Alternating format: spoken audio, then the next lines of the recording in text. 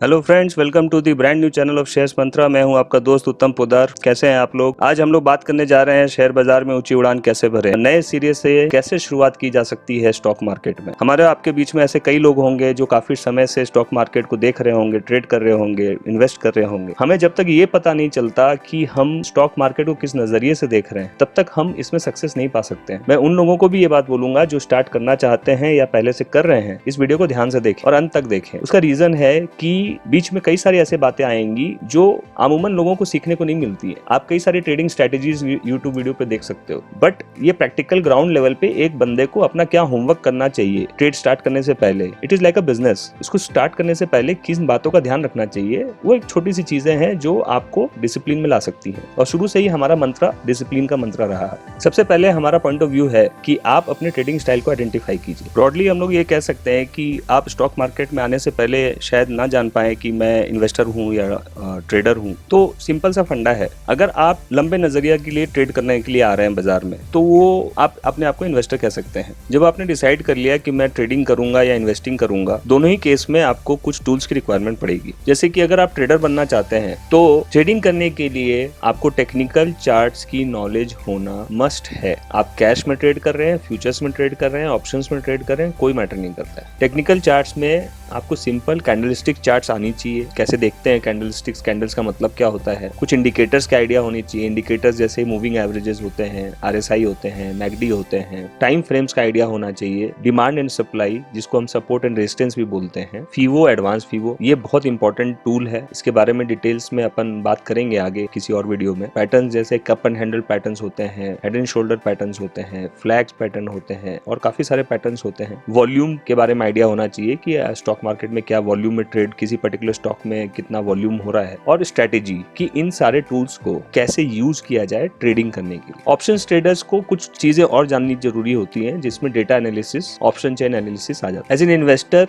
आपको ज्यादातर लोग फंडामेंटल एनालिसिस पे बिलीव करते हैं। जैसे रिलायंस का शेयर है, Reliance is a good company और उसमें आंख बंद करके पैसा लगा लेना है। बट यहाँ पे भी एक पॉइंट है कि टाइम फ्रेम्स इंपॉर्टेंट है एज इन्वेस्टर, कि आप कितने लंबे समय के लिए इन्वेस्ट करना चाहते हैं। और दूसरा डिमांड एंड सप्लाई यहाँ भी बहुत बहुत इंपॉर्टेंट है। अदरवाइज आप गलत लेवल पे बाय करके फंस जाओगे, क्योंकि स्टॉक एक चाल चलती नहीं है। स्टॉक जो है हमेशा ऊपर नीचे की चाल चलती है। तो एज अ बिजनेसमैन अगर आप इसको देखते हो, जब माल सस्ता होगा तब आपको उठाना है। तो माल सस्ता है या नहीं है आपको कैसे पता चलेगा? तो आपको अगर डिमांड और सप्लाई का नॉलेज होगा तो आपको ये चीज समझ में आ जाएगा, तब आप वहाँ पे कुछ पैसे और इन्वेस्ट कर सकते हैं। इन सब टूल्स की बात तो हमने कर ली, बट अब हम आते हैं आज के मेन मुद्दे पे कि आप जो भी स्टॉक को ट्रेड कर रहे हैं, चाहे इन्वेस्ट कर रहे हैं, फ्यूचर्स में कर रहे हैं, किसी भी इंस्ट्रूमेंट में कर रहे हैं, वहां पे आपके पास एक स्टॉक ट्रैकिंग सिस्टम है या नहीं।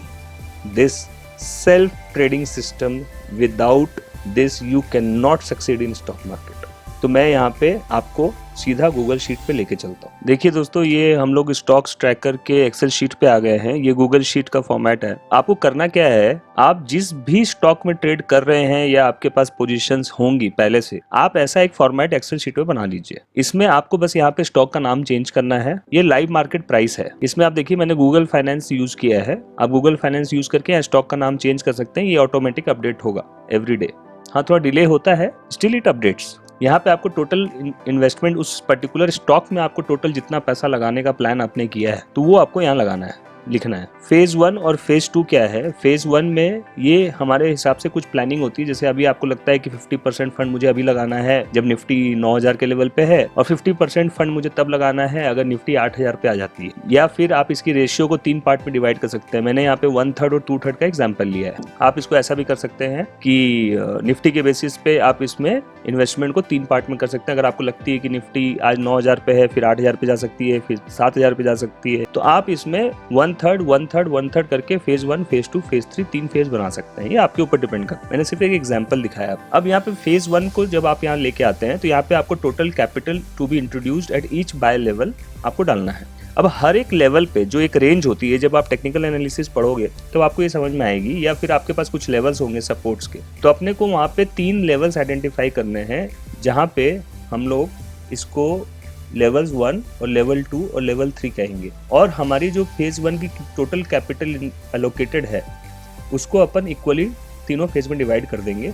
और जिस दिन भी हमारा ये ट्रिगर होगा, बाय ट्रिगर होगा उस दिन हमारे पास जो क्वांटिटी आएगी ये राउंड फिगर में डेफिनेटली आएगी, 13.25 कभी क्वांटिटी नहीं आती है, ठीक है। तो ये जैसे आपके पास क्वांटिटी आएगी 13 आए चाहे 14 आए, ये आपको यहाँ पे एंट्री कर लेना है। तो आपके पास ये पूरा रिकॉर्ड हो गया किस दिन आपने किस रेट पे आपने कितनी क्वांटिटी पर्टिकुलर शेयर की बाई की। अब आपके पास उसका कुछ के टारगेट्स भी होंगे, तो टारगेट्स भी कभी एक लेके नहीं चलना चाहिए, टारगेट्स भी आपके 2 या 3 होते हैं, ठीक है। तो वहाँ पे आपको किस समय पे टारगेट्स आपके अगर एग्जीक्यूट हो रहे हैं तो वहाँ पे डेट और आपके किस रेट पे एग्जीक्यूट हो रहा है, वहाँ पे आपने कितनी क्वांटिटी सेल की, इसका रिकॉर्ड यहाँ पे आएगा। उस फेज 1 का कुछ एसएल भी होगा, ठीक है। तो यहाँ पे अपन उसका एसएल डालते हैं। जैसे सपोज इसका फेज 1 का एसएल 800, अगर 800 के नीचे स्टॉक जाता है तो यहाँ पे अपन लॉस बुक करके निकल जाएंगे। तो ये इंटायर जो कैलकुलेशन है जब ये एग्जीक्यूट हो जाती है बाय और सेल की, तो यहाँ पे आपको फिर एक प्रॉफिट एंड लॉस फाइनली मिलता है कि पूरे फेज 1 में आपको क्या प्रॉफिट हुआ क्या लॉस हुआ। इसका कैलकुलेशन सिंपल है, जितना टोटल आपने सेल वैल्यू है उसके टोटल बाय वैल्यू से माइनस कर दीजिए, आपको प्रॉफिट आ जाएगा या लॉस आ जाएगा। और इसी की कैलकुलेशन अपन यहाँ पे ऊपर में करते हैं परसेंटेज टर्म्स में, ठीक है। ये बेसिकली आरओआई निकालने में काम में आता है, वो आप इसको अपने हिसाब से परसेंटेज में यूज कर सकते हैं। सिमिलरली सेकंड फेज में भी अपन प्लान करते हैं कि भाई किस किस लेवल पे अपने को एचडीएफसी बैंक को बाय करना है, ठीक है, या सेल करना है।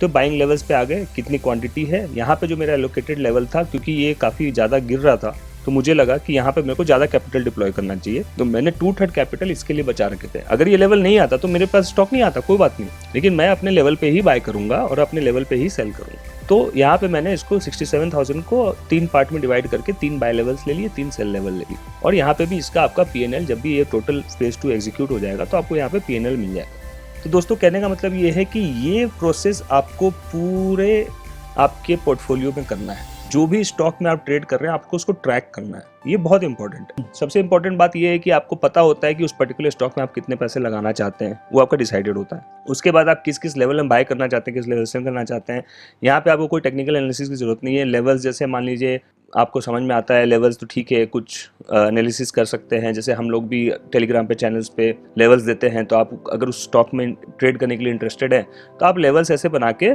एक्सेल शीट बना के रख लीजिए। देखिए यहाँ पे मैंने नीचे में एचडीएफसी बैंक लिखा है, यहाँ पे एक प्लस साइन है, प्लस साइन करके यहाँ पे आप दूसरे स्टॉक को लेके सेम आपको एक ही बार ये बनाना है। उसके बाद इसको आप कॉपी पेस्ट कर सकते हैं, यहाँ से आप कॉपी कर लीजिए, शीट 2 में जा करके इसको पेस्ट कर लीजिए। ये देखिए, बस यहाँ पे आपको स्टॉक का नाम चेंज करना है, लाइव मार्केट में ये प्राइस चेंज करनी है, कैपिटल अगर आपका सेम है तो ठीक है, और बाई लेवल्स और सेल लेवल चेंज करना, दैट्स ऑल। तो दोस्तों ये था हमारा स्टॉक ट्रैकर का फॉर्मूला, और ये बहुत ही ज़्यादा इफेक्टिव है, आप लोग इसको 100% यूज़ कीजिए। अब हम लोग चलते हैं, जो मैंने गिफ्ट की बात की थी, मैं यहाँ बात करना चाहता हूँ इंडेक्स ETF एक्सेल सिस्टम के बारे में। दोस्तों मैं आपको निफ्टी 20 के बारे में बताना चाहता हूँ। निफ्टी 20 क्या है? निफ्टी 20 एक एक्सचेंज ट्रेडेड फंड है जिसको अपन ETF बोलते हैं, जो निफ्टी इंडेक्स की तरह चलता है कि हम लोग कैसे निफ्टी इंडेक्स में इन्वेस्ट करके बिना रिस्क के पैसे रेगुलर कमा सकते हैं। जी हाँ, रेगुलर। तो देखिए ये है Nifty 20, it is an ETF which tracks the index fund. आपको पता है निफ्टी, बैंक निफ्टी, ये सारे क्या है, ये इंडेक्स फंड्स होते हैं, ये कोई स्टॉक्स नहीं है।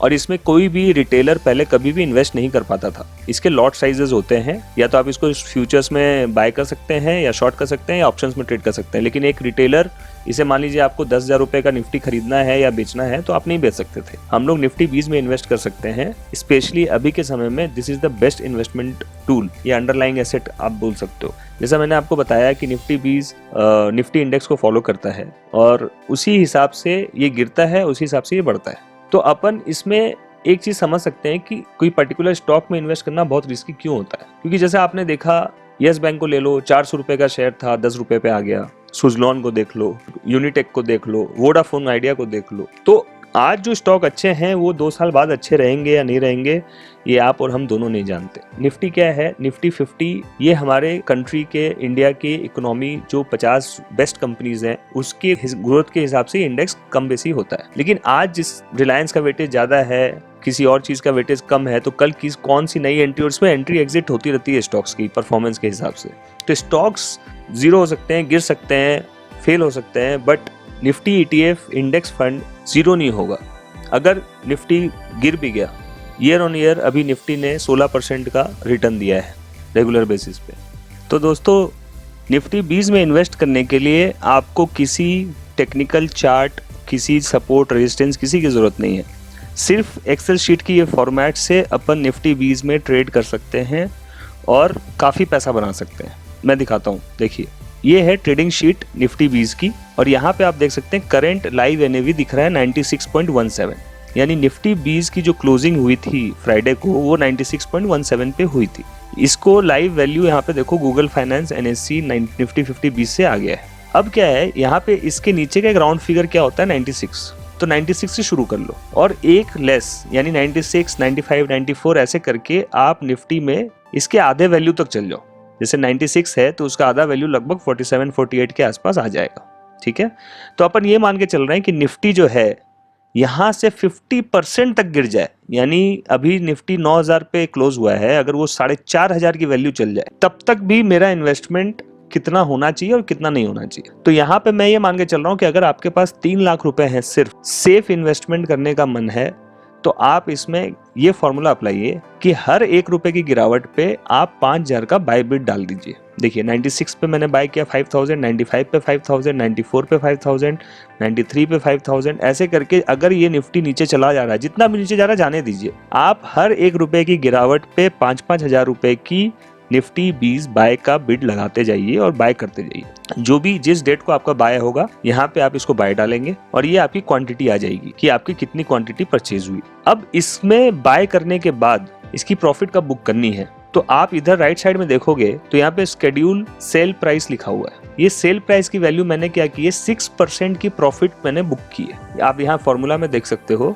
6% ऑफ A4, मतलब यहाँ पे जिस प्राइस में भी मेरा निफ्टी बाय होगा उसके 6% की प्रॉफिट आते ही मेरे को इसमें प्रॉफिट बुक कर लेना है। तो आपको यहाँ पे सेल लेवल यहाँ मिलेगा, यानी 96 पे जो आपने 5000 रुपीज की निफ्टी 20 बाय की थी उसमें आपको 52.08 क्वांटिटी मिल रहा था, उसको आपको सेल कर देना है 101.76 पे, तो वो आपको यहाँ पे 300 रुपए का प्रॉफिट देके जाएगा। और फिर 95 वाला अगर आपका 100 रुपए 70 पैसे का वैल्यू आ जाता है निफ्टी 20 का, तो वो 5000 यहाँ पे जो लगाया था उसको भी सेल कर देना है एंड दिस प्रोसेस कंटिन्यूज। अब क्या है, जब आपने 95 और 96 के भाव पे जो माल परचेज किया था वो अगर आपकी सेल हो जाती है तो वापस से आपका ये 95 और 96 का स्लॉट खाली हो जाएगा। तो आपको यहाँ पे यही करना है कि जिस भी बाई प्राइस का माल आपने सेल कर दिया है उस बाई प्राइस पे फिर से बाई बिड डाल के छोड़ दो और 6% का प्रॉफिट लगा लो। तो ये आपको रेगुलर प्रॉफिट इनकम देते रहेगा। और अगर ये नीचे चला भी और इसमें आप देख लो अगर निफ्टी आधी हो जाती है, तो मैंने यहाँ पे पूरा टोटल जोड़ लिया है, तो देखो यहाँ आपको ये टोटल जो आएगा वैल्यू आएगा 2.5 लाख। मतलब अगर यहाँ से निफ्टी 20 96 से 48 हो जाए तो आपका टोटल इन्वेस्टमेंट होगा 2.5 लाख।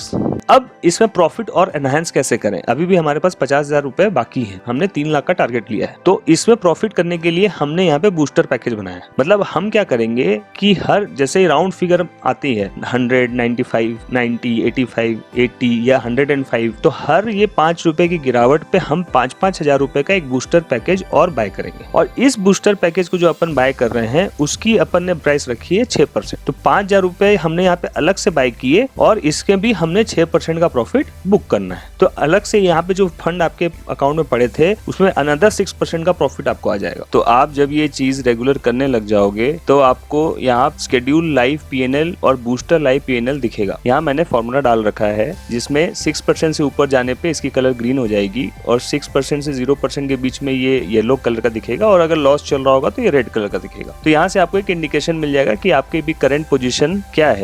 तो दोस्तों ये थी हमारी ट्रेडिंग शीट ETF में। तो मैं आशा करूंगा कि आप इसको जरूर यूज करें और इसमें किसी भी तरीके से किसी भी टेक्निकल एनालिसिस की जरूरत नहीं है। और आपको अगर ज्यादा फंड लगाना है तो आप यहाँ पे 5,000 की वैल्यू को बढ़ा सकते हैं, कम फंड लगाना है तो 5,000 की वैल्यू घटा सकते हैं। आपकी प्रॉफिट यहाँ मैंने 6% ली है, आप 3% भी ले सकते हैं अगर आप रेगुलर बेसिस पे ट्रेड करना चाहते हैं। तो ये सब कुछ डिपेंड करता है, but this is one of the best tool that I can share with you. Hope you like it. Thank you.